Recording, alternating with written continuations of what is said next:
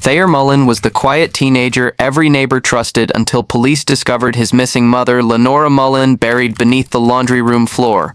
What began as a simple wellness check spiraled into one of the most chilling teen murder cases the country had ever seen, exposing a web of hidden rage, digital manipulation, and a son's deadly plan to erase the only person who ever loved him. Lenora Mullen had always been the quiet pillar of the small West Grove suburb, a woman known for her discipline, daily routines, and devotion to her teenage son Thayer. She was often seen in the early mornings tending to her garden, her face expressionless but focused. To most of the neighbors, Lenora was a woman who kept to herself. She didn't socialize much, but she was polite when spoken to and seemed entirely devoted to her son's well-being. That's why her sudden disappearance sent a silent chill through the street. It began as a faint unease, her plants wilting from mist watering, her mail piling up, and the porch light flickering all night long. Eston Ridley, the elderly man living next door, had noticed the unusual silence for 3 days straight and decided to act on his instincts. He called in a wellness check, insisting something wasn't right at the Mullen house. Officer Juno Vega was the first to respond. She arrived mid-afternoon, the August sun hanging heavy in the sky, making the air thick and still. Thayer opened the door within seconds. His appearance was neat, but his eyes were red-rimmed, and there was a subtle odor of cleaning chemicals wafting from behind him. He told Officer Vega calmly that his mother had gone to visit her sister for a few days, and had asked him to stay home from school to watch the house. When asked why she didn't take her car, he shrugged and said she left in a cab. Vega glanced at the driveway. Dust had started to collect on the windshield, and the tires hadn't moved. She peeked inside the house just from the doorway. It looked unusually spotless, with no clutter, no signs of a struggle, but also no signs of a lived-in space. The dining table had only one place setting, and the TV was muted but playing a children's cartoon loop. She left the house with a lingering discomfort, noting everything in her report but without cause to search further. What disturbed her most wasn't the story itself, it was how well Thayer told it. Not a single moment of hesitation, not a flicker of panic, just cold precision in his words and stillness in his posture. At the same time, things at school weren't normal either. Principal Diane Keel had received calls from 2 of Thayer's teachers reporting that he hadn't shown up to class for almost a week. Before that, he had become increasingly withdrawn, doodling bizarre shapes in his notebooks and refusing to engage in group work. Thayer wasn't a troublemaker. He was known as a gifted student, quiet but focused, especially drawn to science and logic puzzles. But the changes were impossible to ignore. When school officials reached out to Lenora to discuss Thayer's behavior, her phone went straight to voicemail. Multiple calls yielded the same result. Principal Keel, increasingly alarmed, called the school resource officer and logged an official concern. It wasn't long before this reached the desk of Detective Cal Rourke, who had been watching the neighborhood reports with growing suspicion. Rourke, a seasoned investigator, trusted his instincts more than paperwork. And something about this neat, perfectly composed 17-year-old and his missing mother didn't sit right. He dug into their background. Lenora had no criminal record, no history of abuse or mental illness. A single mother since Thayer was a toddler. She had raised him in that same house since he was 3. Her employment record showed she worked remotely for a medical billing company, her income steady and modest. Neighbors confirmed that they hardly ever saw visitors at the house. The father had long vanished from the picture. Nothing stood out except that no one had seen Lenora physically leave the house. Not once. No suitcases, no goodbye. And the house, though clean, lacked any warmth. Rourke obtained the first warrant to scan for signs of life, search for digital trails, and collect surveillance footage. That's when the cracks began to appear. The front door camera had been removed 2 days before Lenora was last seen. Her phone hadn't been used since the same day.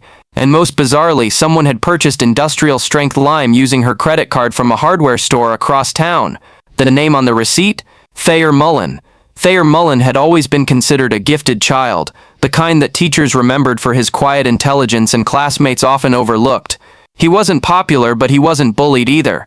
He moved through life like a shadow, present but never quite seen. Lenora had raised him with firm boundaries. She monitored his internet usage, checked his grades daily, and even decided which friends were acceptable. From the outside, their home looked like a place of structure and love, but behind closed doors, that structure bordered on suffocating control. Every aspect of Thayer's life was planned, scheduled, and scrutinized. As detectives dug deeper, they began to uncover a chilling contrast between Thayer's public image and his private thoughts. The perfect son had become a master of deception. He had learned to smile at the right moments, nod during conversations, and maintain high academic performance. No one suspected that beneath the calm exterior, resentment was boiling. The control Lenora had over his life didn't just limit his freedom, it erased his identity. Thayer never had a phone of his own. His social media was monitored. His bedroom had no lock, and even his journals were routinely checked. But when investigators searched his room after his mother's disappearance, what they found was not the bedroom of a victim, it was the headquarters of someone who had been preparing. Inside a hollowed-out section of his closet wall, hidden behind hanging clothes, detectives found notebooks filled with strange diagrams, codes, and lists. Most disturbing of all was a step-by-step guide labeled Project Freedom. It was written in detail, complete with supply lists, alibis, cleanup procedures, and ways to mimic a disappearance. Forensic teams matched the handwriting to Thayer without doubt. They also found a small USB stick taped behind a bookshelf. On it were saved pages from anonymous message boards detailing how to erase a digital footprint, how to use lime to reduce odor during decomposition, and how long it takes for bodies to be discovered in sealed spaces. What had looked like a random disappearance was now unraveling into a carefully executed plan. Thayer's sick leave from school had not been due to illness. It was the scheduled window he had set aside for after the murder. He had marked it as cool down in his notes, a time to maintain appearances and ensure no one grew suspicious. But his error had been in underestimating how people around him would react. The overly clean house, the unconvincing story, and his sudden shift in behavior had drawn more attention than he expected. Detective Cal Rourke, after reviewing the notes and files, began piecing together a psychological profile. Thayer had exhibited traits of high-functioning sociopathy, charming when needed, intelligent enough to mask his intentions, and emotionally detached. He hadn't killed in rage. He had done it with calculation. The motive wasn't revenge in the traditional sense, it was escape. To Thayer, Lenora wasn't just his mother, she was the obstacle between him and autonomy. In his eyes, she had become a warden, and the house a prison. Even more disturbing was how methodically he had distanced himself from empathy. One entry in his notebook read, "This is not murder. It is subtraction, a necessary equation to regain balance." The coldness of the language shocked even veteran officers. But there was no indication of prior violence, no history of mental illness, no warning signs that screamed danger. It was as if Thayer had split himself in two, one half living the role expected of him, the other half slowly building a fantasy of liberation through death. The community struggled to make sense of it. Teachers who once praised him now questioned every word he had said. Classmates recalled his eerie calmness in group projects. Even the neighbors, once impressed by his polite demeanor, now wondered how they could have missed the darkness hiding in plain sight. As the case continued to unfold, one truth became more evident. Thayer Mullen was not the boy everyone thought they knew. He had been hiding in silence, waiting for the perfect moment to act. And when he did, he didn't panic. He followed a plan, one he believed would finally make him free. The wooden floor in the laundry room was unlike the rest of the house. Slightly raised and recently patched, it caught the eye of the forensic team almost immediately during the second full search. It was a section that didn't match the wear and tear of the surrounding boards.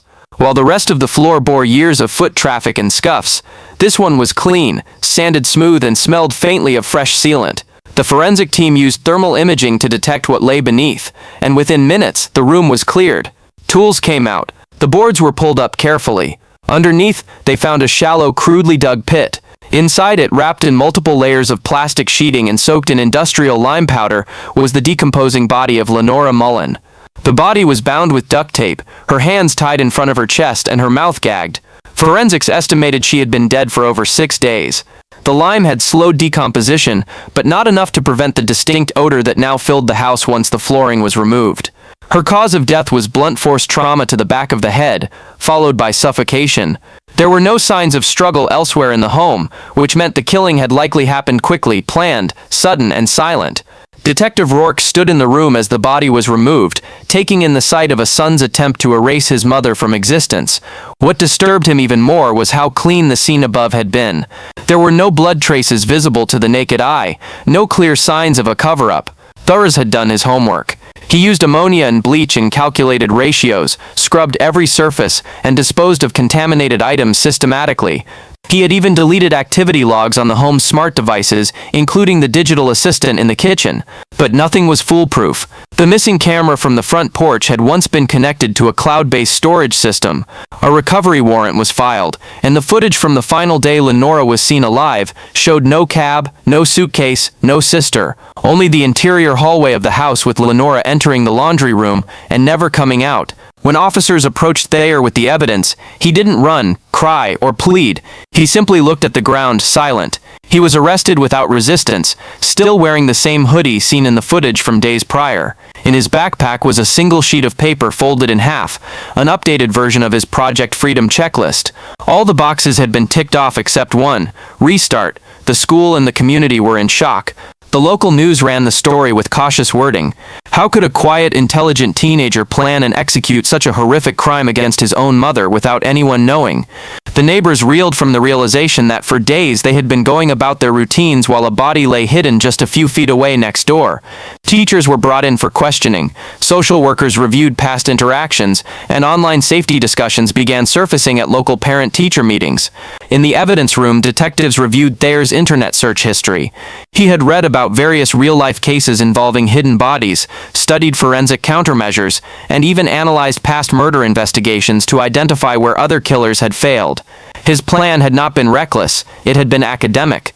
One site he visited days before the murder was a detailed tutorial on how to pour concrete over a burial site.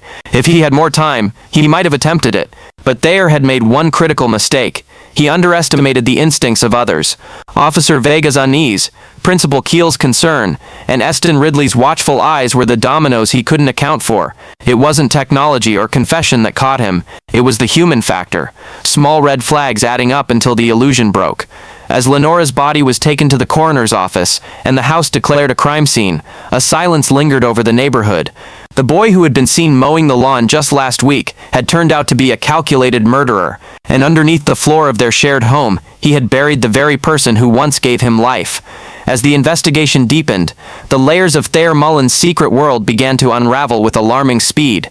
What had at first appeared to be a calculated but isolated act of violence was slowly being revealed as part of something far more disturbing. When detectives combed through his laptop and digital devices, they unearthed a dark archive of hidden activity, pointing to months of psychological unraveling masked behind straight A's and a clean reputation. Most of his online activity was disguised using encrypted browsers, hidden folders, and dummy accounts. Inside these folders were hundreds of saved pages from fringe forums, many buried deep in the internet's underworld. Places where lost, angry young people gathered to express their darkest thoughts without judgment or consequence. Thayer had been active on one particular anonymous forum for over a year under the screen name Shaydown Knoll. The posts under this name ranged from emotionally numb journal entries to violent, detailed fantasies. He wrote about control, freedom, and the unbearable weight of expectations. He complained about being watched, about never having privacy, and about the feeling of suffocating under his mother's rules. But as the months passed, his tone shifted. His writing became more focused, more organized, more cold. Instead of asking questions, he started giving advice: how to fake a disappearance, how to choose the right tools, how to suppress panic. One chat thread in particular caught the attention of law enforcement. In it, Thayer had detailed his exact plan, coded but unmistakable. He described a guardian who must be silenced, a space beneath the earth that would become her new room, and a detailed list of cleaning supplies, labeled with abbreviations only other members of the forum understood. One user, whose identity remains unknown, responded frequently, offering corrections, encouraging him to finish the transformation, and reminding him, "You're almost free." It was the kind of digital radicalization that mirrored cult indoctrination, slow, subtle, isolating. Thayer didn't wake up one day and decide to kill his mother. He was led there, step by step, in echo chambers filled with others just like him, young, frustrated, intelligent, and detached. And the more he fed into those thoughts, the less real the consequences began to feel. It was no longer a question of right or wrong. It was a mission, an initiation into a new identity, one he believed would only begin after the act was complete. Psychological evaluations painted a complex portrait. Thayer displayed signs of a personality disorder marked by emotional suppression, high intelligence, and an obsessive need for control. He had no history of violence, no documented trauma, and no previous incidents that would trigger concern. Yet inside his mind, a meticulous breakdown had occurred. Every boundary that might have stopped him, morality, empathy, fear, had been slowly erased. In his journal, investigators found a final entry written 3 days after the murder. It read, "She taught me how to live by rules, but I don't need rules anymore. The silence is perfect now." The statement sent chills through every investigator and profiler on the case. There was no regret, no conflict, only satisfaction. As the story gained national attention, it sparked a larger conversation about the hidden dangers of the internet and the quiet descent of seemingly normal teens into darkness. Parents questioned whether they truly knew their children. Schools reevaluated their approach to monitoring mental health, but there were no easy answers. Thayer had slipped through every net undetected, not because people didn't care, but because he had become a master at appearing harmless. The biggest shock came when they discovered that Thayer had once submitted an essay to a state writing contest titled The Price of Freedom. It was a fictional story about a boy who lives with a controlling parent and escapes by burying them in the backyard. It had won second place. What seemed like imagination had been a warning hidden in plain sight. As the court proceedings began, the grim reality of what Thayer Mullen had done cast a long shadow over the courtroom. Every seat was filled. Reporters, family members, psychologists, educators, and stunned community members all gathered to witness the trial of a boy who had fooled them all. Thayer sat silently in his chair, dressed in a simple gray jumpsuit, his face unreadable, his eyes fixed on nothing in particular. He didn't cry, he didn't react, he barely blinked. To those watching, he looked more like a statue than a teenage defendant accused of murdering his own mother. The prosecution presented a mountain of evidence: digital logs, journal entries, footage from the night of the murder, and forensic analysis from the scene beneath the laundry room floor. They detailed his premeditation, his methodical actions, and the chilling lack of remorse in his own written words.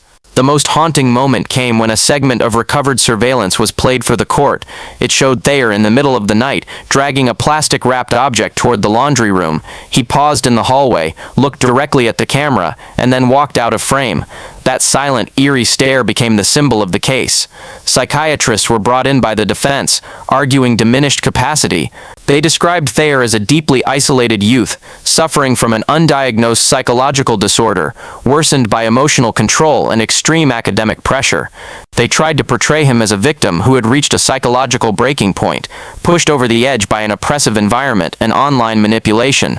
But the jury wasn't convinced. The planning was too calculated, the aftermath too controlled. Thayer hadn't snapped, he had prepared. In his final statement before sentencing, Thayer refused to speak. His lawyer read a short letter he had written, which simply said, "I don't want to explain. Some things are just necessary." There was no apology, no emotion, just an acceptance of the outcome, as if it had all been part of the plan from the beginning. He was sentenced to life in a juvenile detention facility, with the possibility of review at age 21. If the court deemed him a continued threat, he would be transferred to an adult maximum security prison. The public response was immediate and explosive. Some called for harsher punishment, others called for systemic reform. Parents flooded mental health clinics, seeking evaluations for their children. Schools instituted new counseling procedures. But beneath all the outrage and confusion was a lingering fear. How many other kids were out there hiding behind masks of quiet perfection? The Mullen home was left empty, a silent monument to the horror that had occurred within. The property was marked as a crime scene for weeks, and eventually put up for sale, though no buyers came forward. Neighbors passed it cautiously, often crossing the street rather than walking directly past the door. The once quiet street of West Grove had changed forever. In the years that followed, the case became a study in both criminal psychology and digital radicalization. Professors, authors, and criminal profilers referenced it as an example of how danger no longer looked like the monster in the shadows, but often like the boy next door. True crime documentaries picked up the story, podcasts dissected every detail, and the name Thayer Mullen became etched into the country's memory as a cautionary tale. But the final twist came from an unexpected place. Months after the trial, one of Thayer's old teachers was cleaning out a storage closet at the school when she found a sealed envelope addressed to her. Inside was a drawing, a childlike sketch of a boy standing over a flower buried in the ground, with the words written in neat handwriting.